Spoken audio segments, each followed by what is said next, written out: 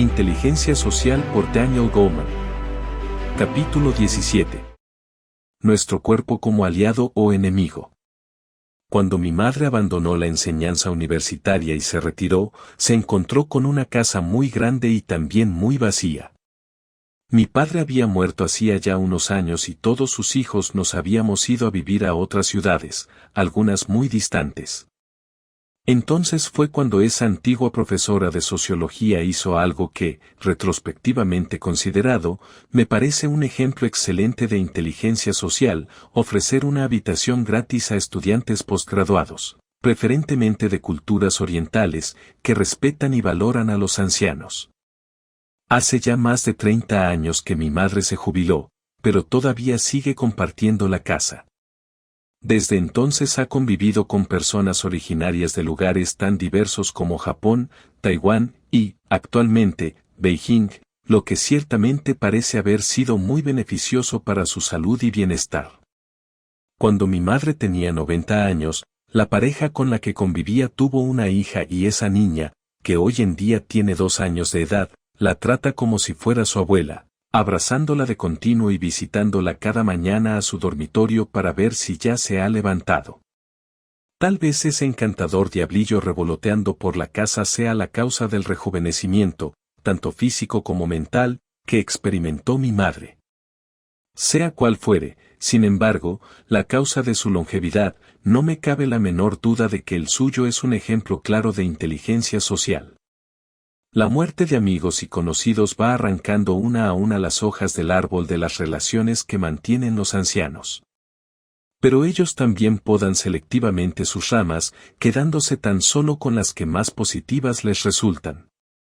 Esta es una estrategia que tiene un gran sentido biológico porque, en la medida en que envejecemos, también lo hacen nuestras células, nuestro sistema inmunitario se debilita e inevitablemente nos tornamos más frágiles. Es por ello que la renuncia voluntaria a las relaciones menos gratificantes favorece la gestión de las emociones. Un reciente estudio pionero realizado con ancianos de nuestro país que parecían envejecer bien ha puesto de relieve que, cuanto más positivas son sus relaciones, menor es la presencia de indicadores biológicos de estrés como el aumento en la tasa de cortisol. También hay que señalar que las relaciones más próximas no siempre son las más positivas e importantes. Es cierto que, en muchas ocasiones, los parientes cercanos nos facilitan la vida, pero no lo es menos que, en muchas otras, por el contrario, nos la complican. Es por ello que la renuncia deliberada a las relaciones menos gratificantes proporciona a los ancianos la posibilidad de gestionar más adecuadamente la combinación de sentimientos positivos y negativos que necesariamente acompañan a cualquier relación. Otro estudio ha descubierto que, 7 años después de vivir solos, los ancianos que tienen una vida social más rica y se sienten más apoyados despliegan más habilidades cognitivas que los que permanecen aislados. La sensación de aislamiento, por más paradójico que pueda resultar, tiene poco o nada que ver con las horas que pasamos a solas o con el número de contactos sociales que mantenemos un determinado día.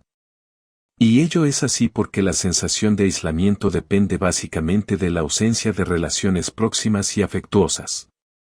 Lo que realmente importa, en este sentido, no es tanto la cantidad como la calidad, es decir, la cordialidad, la proximidad emocional, el apoyo y la positividad de las interacciones. Es por ello que la sensación de aislamiento, que, dicho sea de paso, correlaciona positivamente con la salud, puesto que, cuanto más aislada se siente una persona, más frágil tienden a ser sus sistemas inmunológico y cardiovascular, no tiene gran cosa que ver con el número de conocidos y contactos que tiene la persona. Pero hay otro argumento biológico que corrobora la necesidad de que los ancianos cuiden deliberadamente sus relaciones. Y es que la neurogénesis, es decir, el proceso de creación de nuevas neuronas, prosigue durante la vejez, aunque a un ritmo ciertamente más lento que en décadas anteriores. Pero ese enlentecimiento, según algunos neurocientíficos, quizás no sea más que un simple efecto colateral de la monotonía. No olvidemos que la complejificación del entorno social de una persona favorece el aprendizaje, aumentando el ritmo de creación de nuevas neuronas.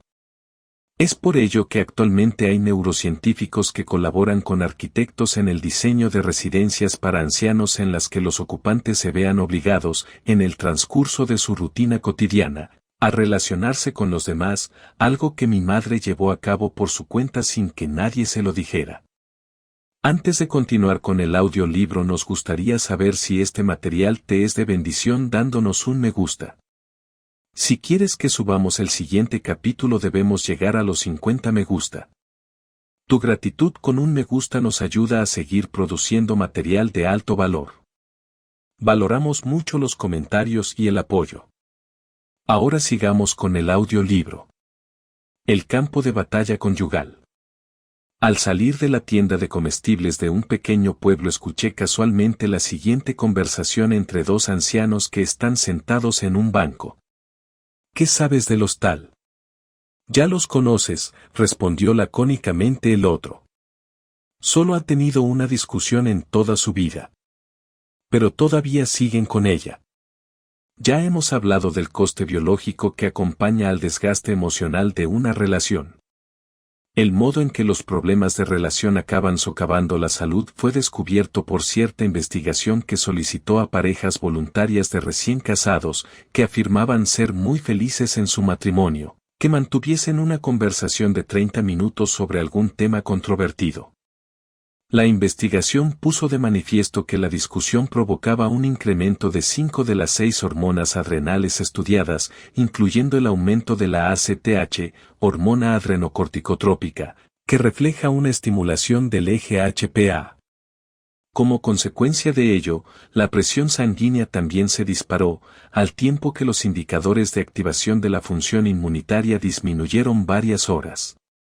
La capacidad del sistema inmunitario para enfrentarse a las situaciones disminuyó hasta horas después de la discusión, un problema tanto más intenso cuanto mayor había sido la hostilidad que habían desplegado. La conclusión que extrajeron los investigadores es que el sistema endocrino sirve como puente de conexión entre las relaciones personales y la salud, desencadenando la liberación de hormonas ligadas al estrés que pueden llegar a impedir el adecuado funcionamiento de los sistemas inmunitario y cardiovascular. Así pues, las discusiones conyugales afectan a sus sistemas inmunitario y endocrino y, en el caso de que la situación perdure a lo largo del tiempo, los daños parecen acumularse. En otra investigación que formaba parte de un estudio sobre los problemas conyugales, se invitó al mismo laboratorio a parejas de más de 60 años, que llevaban casados un promedio de 42, para que mantuvieran una discusión monitorizando sus respuestas. De nuevo, en este caso, la investigación puso de relieve un acusado menoscabo en el funcionamiento de los sistemas inmunitario y endocrino que era tanto mayor cuanto mayor el disgusto provocado por la discusión. No es de extrañar, por tanto, si tenemos en cuenta que el envejecimiento debilita tanto el sistema inmunitario como el cardiovascular, que la hostilidad entre los miembros de una pareja de avanzada edad pueda tener graves consecuencias sobre la salud. A decir verdad, los problemas biológicos son más intensos en el caso de las personas mayores que en el de los recién casados, aunque se trata, sin embargo, de un efecto que solo parece afectar a las mujeres. Este sorprendente resultado afecta tanto a las mujeres recién casadas como a las mayores. También resulta comprensible que las recién casadas que mostraron una mayor disminución en los valores relacionados con la función inmunitaria durante y después de la pelea fueran precisamente aquellas que, un año más tarde, manifestaran estar más desengañadas con su matrimonio. Hacemos una breve pausa para pedirte un gran favor. ¿Podrías dejarnos un me gusta y un comentario? Nos es de gran valor y nos ayuda mucho. El enfado de los maridos durante esas discusiones también desencadenaba, en las mujeres, un aumento significativo de la tasa de hormonas relacionadas con el estrés que, comprensiblemente, era mucho menor en el caso de las mujeres cuyos maridos se mostraban más amables y afectuosos. Pero lo más curioso es que el sistema endocrino de los maridos, sin embargo, no experimentó grandes cambios, independientemente de que la discusión hubiera sido agradable o desagradable. La única excepción la constituyó el caso de quienes afirmaban sostener discusiones más exasperantes en casa. En estos casos extremos, la respuesta inmunitaria cotidiana de ambos miembros de la pareja era mucho más pobre que la que presentaban las parejas más armoniosas. Los datos procedentes de múltiples fuentes sugieren que la salud de las mujeres es más vulnerable que la de los hombres a la influencia de los conflictos conyugales. Hablando en términos generales, las mujeres no parecen ser biológicamente más reactivas que los hombres. Tal vez esta diferencia se deba a la mayor importancia concedida por las mujeres a los vínculos más próximos. Las encuestas realizadas a este respecto en los Estados Unidos han puesto de manifiesto que la fuente principal de satisfacción y bienestar de las mujeres se asienta en las relaciones positivas. En el caso de los hombres, sin embargo, las relaciones no parecen ser tan importantes como la sensación de desarrollo o la independencia personal. Además, el instinto femenino de cuidar a los demás lleva a las mujeres a sentirse personalmente más responsables y vulnerables, en consecuencia, al destino de sus seres queridos. Por otra parte, las mujeres también están más conectadas con los altibajos de sus relaciones y más susceptibles también, por tanto, a verse arrastradas por ellos. Otro descubrimiento importante es que las mujeres dedican mucho más tiempo que los hombres a dar vueltas a los problemas de relación y los revisan con más detenimiento, como también recuerdan mejor y pasan más tiempo recordando los buenos momentos, y no conviene olvidar que los recuerdos negativos pueden llegar a ser muy perturbadores, irrumpiendo súbita e inesperadamente en nuestra mente. Así pues, el simple hecho de recordar un problema puede desencadenar los cambios biológicos asociados, razón por la cual la tendencia a dar vueltas y más vueltas a las preocupaciones acaba cobrándose también su peaje físico. Es por todas estas razones que los problemas de relación provocan reacciones biológicas más adversas en las mujeres que en los hombres. Conviene decir, en este sentido, que la tasa de colesterol de las mujeres de la clase del 57 del estudio de Wisconsin mencionado anteriormente estaba mucho más ligada al estrés generado por el matrimonio que la de los hombres. Cierto estudio sobre pacientes con insuficiencia cardíaca congestiva ha puesto de manifiesto, en las mujeres, una mayor probabilidad de que los problemas de relación desencadenen una muerte temprana. Las mujeres también son más proclives que los hombres al infarto derivado del estrés emocional generado por una grave crisis de relación como un divorcio o una muerte, mientras que, en el caso de los hombres, el desencadenante más habitual gira en torno al esfuerzo físico. Las mujeres mayores, por su parte, parecen más vulnerables a una enfermedad denominada por los médicos síndrome del corazón roto y que consiste en el aumento de la tasa de hormonas asociadas al estrés que genera una situación emocionalmente dolorosa como, por ejemplo, la muerte inesperada de un ser querido. La mayor reactividad biológica de las mujeres a los altibajos de la relación nos proporciona alguna que otra pista para entender lo que, hasta ahora, había sido un auténtico rompecabezas para los científicos. Porque el matrimonio parece beneficiar la salud de los hombres, aunque no la de las mujeres. Ese es un hallazgo que aparece reiteradamente en todas las investigaciones realizadas para determinar la relación existente entre matrimonio y salud. En mi opinión, sin embargo, esta conclusión no necesariamente es cierta y lo que ha complicado las cosas ha sido sencillamente la falta de imaginación de los científicos. Los resultados de una investigación realizada con cerca de 500 mujeres casadas, de entre 50 y 60 años, a las que se pidió que respondieran a la sencilla pregunta ¿cuán satisfecha está usted de su matrimonio?, de las que se realizó un seguimiento posterior durante 13 años, nos proporcionan una imagen completamente diferente. Los resultados de esta investigación concluyeron meridianamente que, cuanto más satisfecha se hallaba la mujer, mejor era su estado de salud.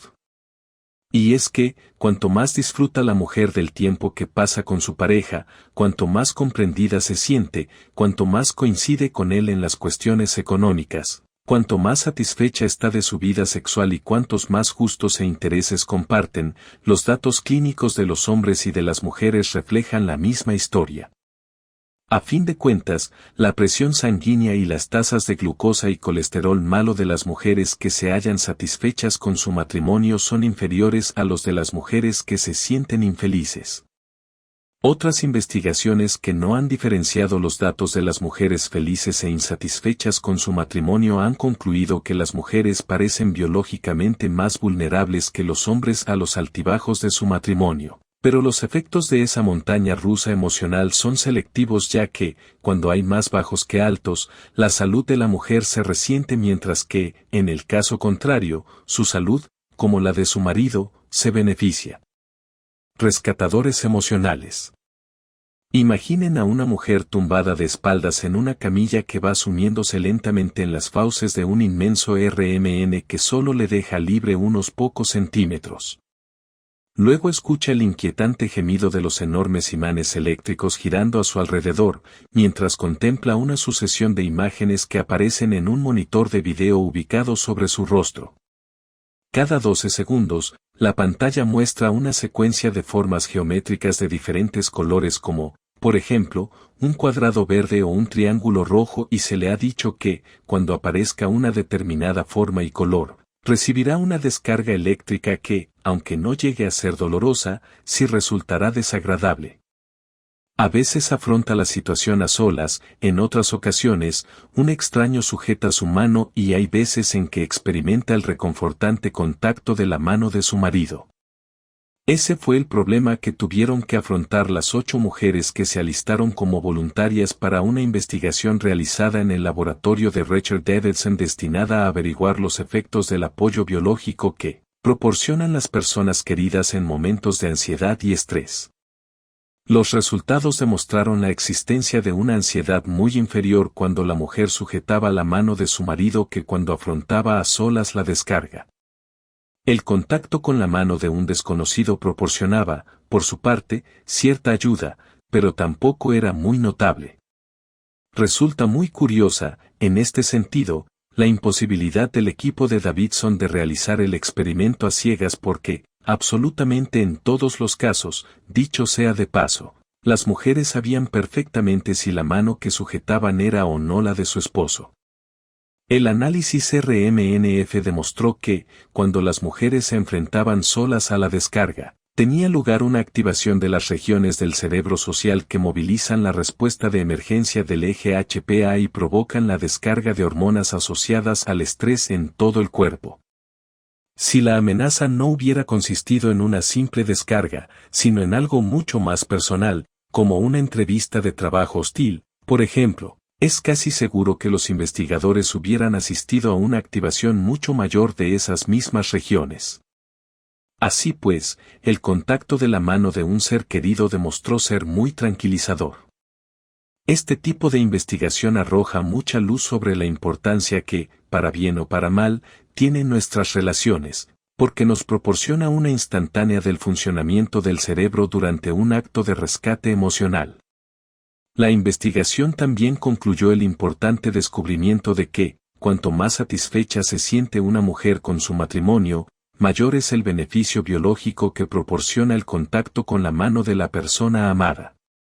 Este descubrimiento parece responder finalmente al viejo misterio científico de por qué algunos matrimonios ponen en juego la salud de las mujeres, mientras que otros, por el contrario, la protegen. El contacto piel a piel, como hacen también el calor y la vibración, resulta especialmente reconfortante porque promueve la liberación de oxitocina, lo que tal vez explique el alivio del estrés que provocan los masajes o los abrazos suaves y acogedores. La oxitocina actúa como una hormona reguladora descendente del estrés, disminuyendo la actividad del eje HPA y del SNS que, cuando perdura mucho tiempo, acaba poniendo en peligro la salud. La liberación de oxitocina provoca muchos cambios positivos en el cuerpo.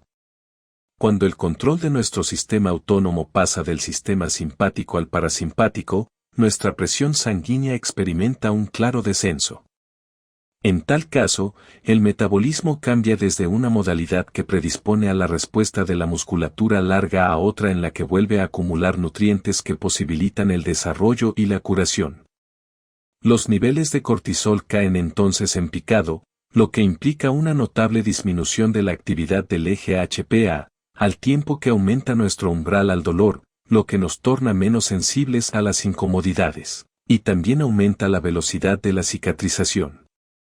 La vida media de la oxitocina en el cerebro es relativamente corta, cuestión de minutos, pero, con el tiempo, las relaciones positivas y próximas nos proporcionan una fuente relativamente estable de liberación de ese bálsamo neuroquímico a cada contacto físico, cada abrazo y cada interacción afectuosa. Esta liberación continua de oxitocina, frecuente, por otro lado, cuando estamos con personas que nos quieren, parece uno de los principales beneficios a largo plazo del afecto. De este modo, la misma substancia que nos mantiene cerca de las personas amadas acaba convirtiendo las relaciones afectuosas en una fuente de bienestar biológico. Recordemos, por regresar al caso de los Tolstói del que anteriormente hablábamos, que, a pesar del resentimiento que impregna muchas de las páginas de sus diarios, acabaron teniendo 13 hijos. Y ello necesariamente implica que, independientemente de los problemas que asediaban a la pareja, el suyo debió ser un hogar en el que abundaba el afecto y en el que se hallaban rodeados de rescatadores emocionales. El contagio positivo. A sus 41 años, Anthony Radziwiłł agonizaba de fibrosarcoma, un tipo de cáncer letal, en la unidad de cuidados intensivos de un hospital de la ciudad de Nueva York. Su viuda Carol nos cuenta que, el día anterior, recibió la visita de su primo John F. Kennedy Jr., que, pocos meses más tarde, acabó muriendo cuando el avión que pilotaba se estrelló cerca de la isla de Martha's Vineyard. Cuando John entró en la habitación del hospital, iba todavía ataviado con el smoking que llevaba al enterarse de que Anthony había sido ingresado en la UCI y de que, según los médicos, no le quedaban más que unas pocas horas de vida. Luego, tomando la mano de su primo, empezó a cantar en voz baja la canción de cuna titulada The Teddy Bear's Picnic que tantas veces les había cantado su madre, Jackie Onassis, cuando eran pequeños. Anthony, al borde de la muerte, se unió entonces suavemente a su canto. Así fue como John, según cuenta Carol, llevó a Anthony al lugar más seguro que pudo encontrar. Estoy seguro de que esa afectuosa conexión, que pone claramente de relieve el tipo de contacto más adecuado para ayudar a un ser querido, alivió los últimos momentos de vida de Radziwiłł. Esa intuición cuenta hoy con datos sólidos en los que apoyarse, porque la reciente investigación ha demostrado que, en el caso de las personas emocionalmente interdependientes, cada uno desempeña un papel activo en la regulación de las respuestas fisiológicas del otro. Este proceso de acoplamiento biológico significa que los signos que uno recibe del otro poseen la capacidad de movilizar su cuerpo, tanto en un sentido positivo como negativo. En cualquier relación nutricia, cada uno de los miembros de la pareja ayuda al otro a gestionar sus sentimientos más angustiosos, como hacen los padres que cuidan adecuadamente a sus hijos. Ellos pueden, cuando estamos estresados o alterados, ayudarnos a revisar lo que genera nuestro desasosiego, quizás para responder mejor o simplemente para colocar las cosas en perspectiva pero interrumpiendo, en cualquiera de los casos, la cascada neuroendocrina negativa. Mantenernos alejados de las personas a las que amamos nos despoja de un apoyo biológico muy importante cuya ausencia severamente se expresa en forma de añoranza. Y no cabe la menor duda de que parte de la desorganización que experimentamos tras la muerte de una persona querida también refleja la ausencia de esa parte virtual de nosotros mismos. Esa pérdida de un aliado biológico contribuye a explicar el aumento del riesgo de enfermedad o muerte que suele acompañar a la muerte de un ser querido. De nuevo advertimos aquí la existencia de una curiosa diferencia de género y es que, en situaciones estresantes, el cerebro de la mujer segrega más oxitocina que el del hombre. Esto tiene un efecto tranquilizador que moviliza a la mujer a buscar la ayuda de los demás para que se encarguen de sus hijos o para hablar con un amigo, por ejemplo. Según la psicóloga de UCLA Shelley Taylor, cuando las mujeres cuidan a los demás y hacen amistades, sus cuerpos liberan una dosis adicional de oxitocina, lo que resulta muy tranquilizador.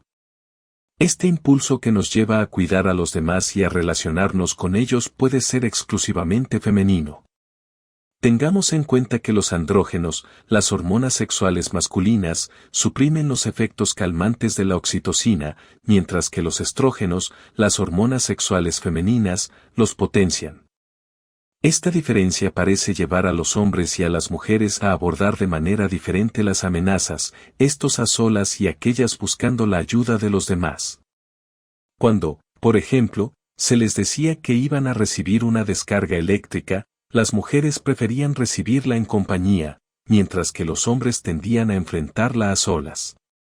Por otra parte, los hombres parecen más capaces de calmar su desasosiego distrayéndose, para lo cual basta, en muchas ocasiones, con una cerveza y un televisor. Cuantas más amistades profundas tenga una mujer, menos probable es que su cuerpo se deteriore al envejecer y más, por el contrario, que sus últimos años de vida sean más placenteros. La investigación realizada al respecto ha puesto de relieve que el efecto de la falta de amistades es tan intenso, en el caso de la mujer, como el hábito de fumar o la obesidad. Aún después de un golpe tan doloroso como la muerte de la pareja, las mujeres que cuentan con el apoyo de una amistad en la que puedan confiar se recuperan más rápidamente del impacto físico y de la disminución de vitalidad que suele acompañar a la pérdida de un ser querido.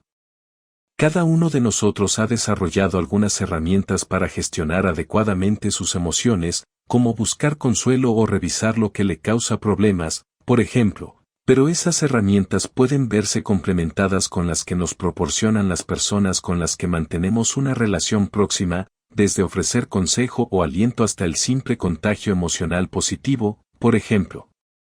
La matriz primordial de las relaciones que establecemos con las personas más próximas se asienta en nuestra infancia, es decir, en la fisiología de nuestras interacciones más tempranas. Los mecanismos de este lazo que conecta nuestro cerebro con el cerebro de los demás perduran toda la vida, vinculando nuestra biología a la de las personas con las que más nos identificamos.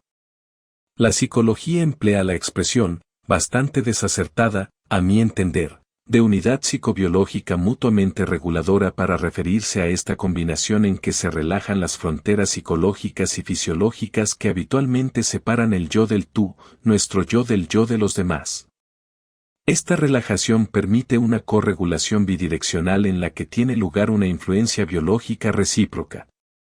Resumiendo, pues, no solo ayudamos, o dañamos, a los demás a nivel emocional, sino también a nivel biológico, porque su hostilidad aumenta súbitamente nuestra presión sanguínea, mientras que su afecto, por el contrario, la disminuye. Es por todo ello que la pareja, los amigos íntimos o los parientes cercanos en quienes podamos confiar como fundamento seguro constituyen un auténtico aliado biológico. Los nuevos descubrimientos realizados por la medicina sobre la importancia de las relaciones en la salud debería llevarnos a prestar más atención a las relaciones emocionales que mantienen los enfermos graves. No basta, pues, con ocuparnos exclusivamente del tratamiento médico, sino que también deberíamos empezar a prestar atención a esos aliados biológicos que son las relaciones. La presencia curativa.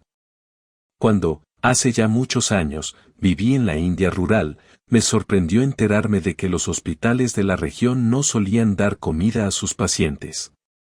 Pero lo más sorprendente fue la razón que para ello aducían porque, según decían, los pacientes ingresaban acompañado de toda su familia, que acampaba en la habitación, preparaba su comida y, de muchos otros modos, contribuía a cuidarle.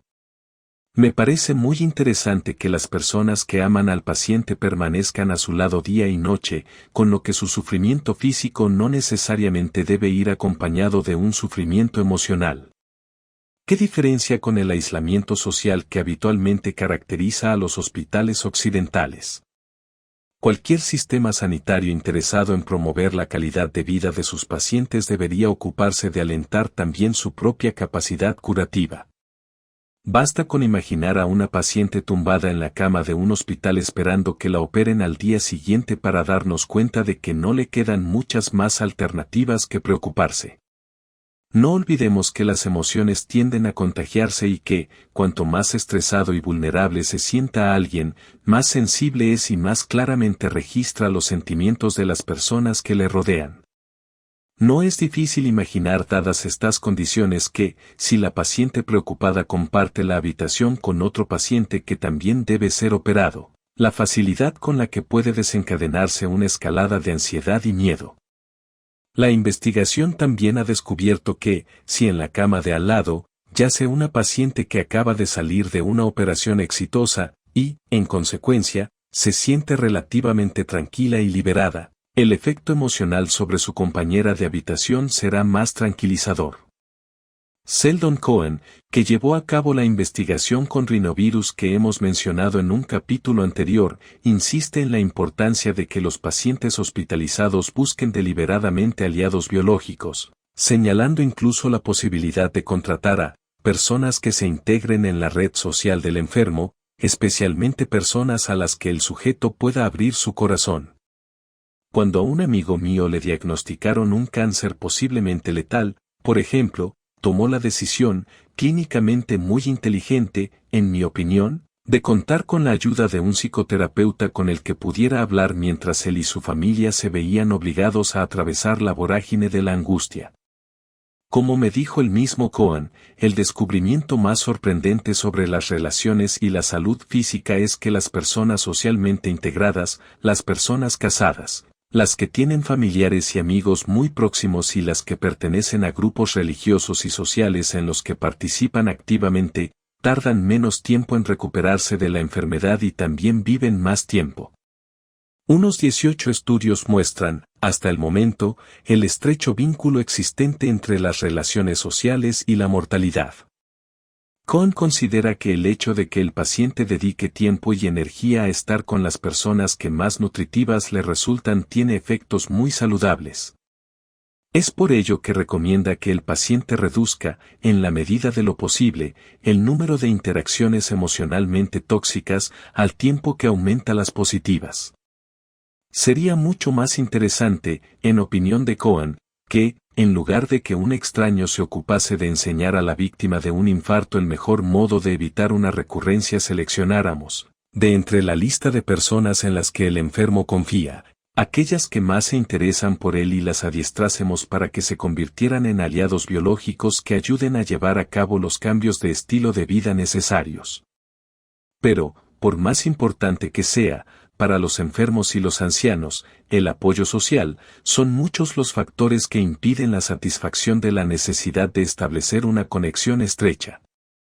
Entre todas ellas destaca la torpeza y ansiedad que suelen experimentar los amigos y familiares que rodean al paciente.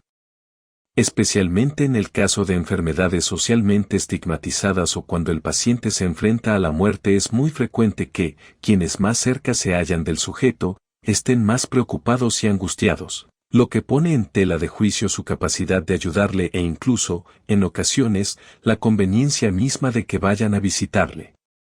Como dice Laura Helen Brand, la escritora a la que el síndrome de fatiga crónica recluía en cama, a veces hasta varios meses, la mayor parte de las personas que me rodeaban dieron entonces un paso atrás. Los amigos preguntaban a otros amigos cómo me encontraba, pero, después de un par de tarjetas deseándome una pronta recuperación, no volvía a saber de ellos. Cuando finalmente tomó la iniciativa de llamar a los viejos amigos, las conversaciones eran a menudo tan torpes que no era infrecuente que se sintiera estúpida por haberles llamado. Pero, como sucede con cualquiera que se sienta aislado por la enfermedad, y Rembrandt anhelaba el contacto y los aliados biológicos perdidos, como dice Sheldon Cohen, los resultados de las investigaciones científicas realizadas al respecto, nos obligan a transmitir a la familia y amigos del paciente la necesidad de que no les ignoren ni les aíslen, aun en el caso de que no sepan qué decir. Visitarles es, en este sentido, muy importante. Este consejo significa que, cuando estamos preocupados por la enfermedad de una persona, siempre podemos, por más confundidos que nos hallemos, brindarles el regalo de nuestra afectuosa presencia, una presencia que, en el mejor de los casos, debería ser empática y emocionalmente equilibrada. La simple presencia puede tener una importancia extraordinaria, aun en el caso de pacientes que se hallen en un estado vegetativo y parezcan completamente inconscientes a causa de una lesión cerebral grave. La investigación realizada con el escáner cerebral ha puesto de relieve que, cuando alguien rememora acontecimientos emocionantes del pasado o toca suavemente a un paciente que se halla en estado de coma, lo que la jerga médica denomina estado mínimamente consciente, se activan, en su cerebro, los mismos circuitos que se ponen en marcha en las personas cuyo cerebro está intacto, por más que su incapacidad de responder con una palabra o una mirada les lleve a parecer completamente desconectados. Una amiga me contó haber leído casualmente, en cierta ocasión, un artículo sobre personas que se habían recuperado de un coma. El artículo en cuestión afirmaba que aunque, en tal caso, el sujeto sea incapaz de mover un solo músculo, puede escuchar y entender todo lo que se dice. Da la casualidad de que mi amiga leyó ese artículo en el autobús en el que viajaba para ver a su madre, que precisamente se hallaba en ese estado después de una resucitación que siguió a un ataque de insuficiencia cardíaca congestiva. Esa comprensión transformó por completo la experiencia de mi amiga, que permaneció sencillamente sentada junto a su madre en el difícil trance que finalmente acabó con su vida. La proximidad emocional resulta mucho más valiosa en el caso de los pacientes clínicamente más frágiles, es decir, los que padecen enfermedades crónicas, los que tienen un sistema inmunitario más débil y las personas ancianas. Con todo ello no quiero decir que este tipo de atención sea una panacea, pero los datos de las investigaciones realizadas al respecto ponen claramente de relieve su extraordinaria importancia. En este sentido, el amor resulta sumamente valioso, porque no solo mejora el tono emocional del paciente, sino que también constituye un ingrediente biológicamente activo en cualquier tratamiento. Es precisamente por ello que el Dr. Mark Paris insiste en la necesidad de reconocer los mensajes sutiles con los que el paciente expresa su necesidad de atención compasiva y de hacer caso a todas sus invitaciones, que suelen asumir la forma de una lágrima, una sonrisa, una mirada o aún el silencio. Consideremos la dolorosa experiencia que debió atravesar Petrus cuando se vio obligado a ingresar a su hijo pequeño en un hospital para ser operado, mientras el niño se veía abrumado, asustado y confundido y, al no haber aprendido todavía a hablar, incapaz de entender lo que ocurría. Después de la operación, su hijo permanecía en cama intubado por todas partes, una sonda intravenosa conectada al brazo, una sonda nasal que llegaba hasta su estómago, el respirador que insuflaba oxígeno en sus fosas nasales, otra sonda de anestesia conectada a la médula y una última sonda uretral encargada de drenar su vejiga. Durante el tiempo que duró esa ordalía, Petrus y su esposa se comunicaron con su hijo con el corazón roto recurriendo, para ello, a los pequeños gestos que expresan el afecto, es decir, el contacto, la mirada y la simple presencia. Como dice el mismo Petrus, el amor fue nuestro idioma.